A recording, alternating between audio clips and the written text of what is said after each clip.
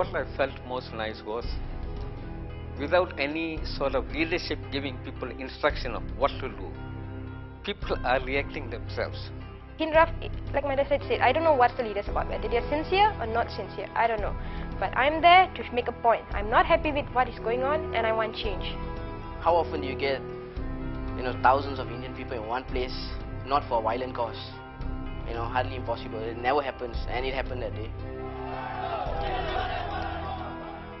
And I could see anger, I could see frustration, I could see earnestness. They were sincere and they just wanted to be heard. As far as the lower class Indians are concerned, their problems are many.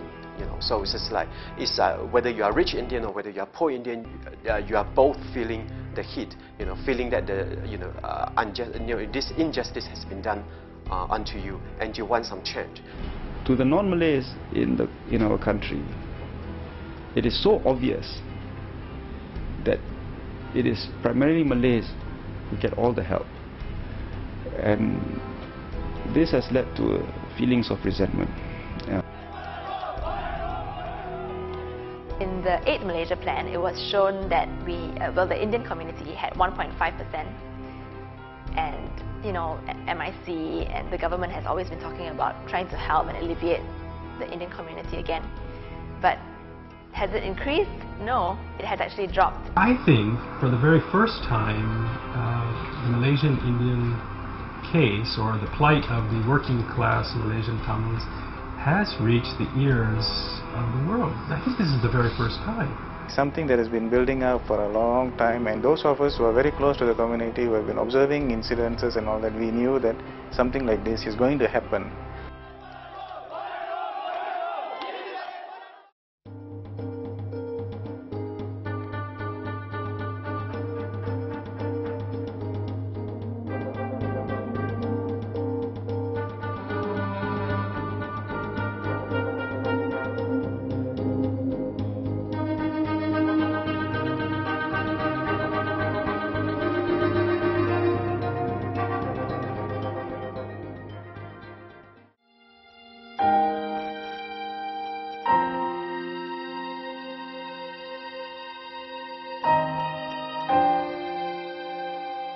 I think with this, I came to understand that the estate represented not only community but a whole way of life, and for better or for worse, it encompassed a set of values surrounding the temple, the school, and a sense of cultural links extending from one estate to another was very dense.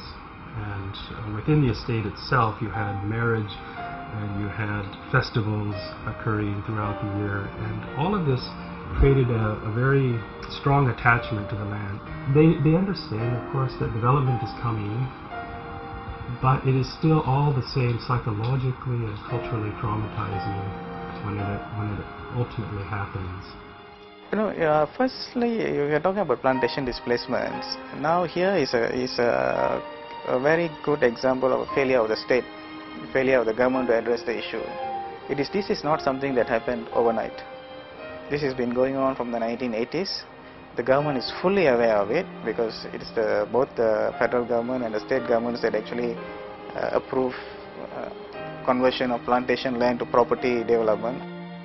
Because these are communities who have been living in a very isolated plantation, isolated lives in a plantation for 3-4 generations. So they only used to that kind of lifestyle, that kind of village lifestyle and all that. So all of a sudden the whole community is a plantation, and these people are forced to go.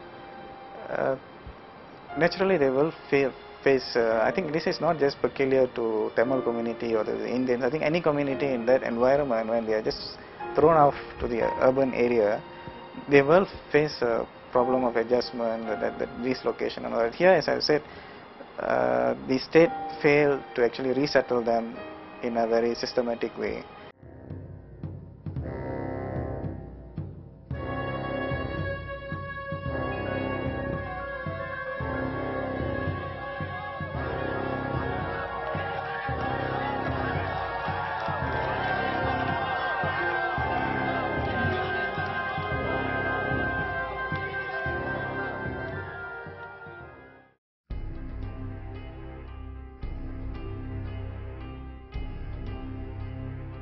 by the time the whole country heard about Hindraf, and even me took notice to start writing columns, I think it was already too late. Too late because the Hindraf leaders and the people who was affected by this whole set of issues had done a lot of work to document and submit that to the government. When I think close to 1,000 people got together in Putrajaya, and I saw it on YouTube. Somebody forwarded the YouTube to me, you know. Thank God for YouTube, because I wouldn't have known. இந்த ஏமாற்றம் தொடர வேண்டுமா? நாம் தொடர்ந்து அரசாங்கத்தால் ஏமாற்றப்பட வேண்டுமா? நாம் இன்று காலை வந்திருப்பதற்கு காரணம் இந்த நாடு நம்மை புறக்கணித்து உள்ளது. இந்த நாட்டில் நம்மெல்லாம் வந்து மூன்றாம் தர மனிதராக நடத்தப்படுகிறோம் என்ற உணர்வு நம்மிடையே எழுந்துள்ளது. See, I think this would never have happened when Prime Minister Mahathir was Prime Minister. It happens because the present Prime Minister, Pala, actually created space. He created space and said, work with me. So people trusted him. I'm sure the Hindraf leaders, when they walked to Putrajaya, if they knew that they're going to be in ISA, they wouldn't have marched. But they didn't think he's going to put them in ISA. They believed him. Work with me. So we came, sir, we are going to work with you. We have some serious problems. We submit, I don't know, it's a big document from what I hear. I don't have a copy. But they submitted. They assumed that the Prime Minister or his people will read it. Change can only happen when the environment is supportive of change.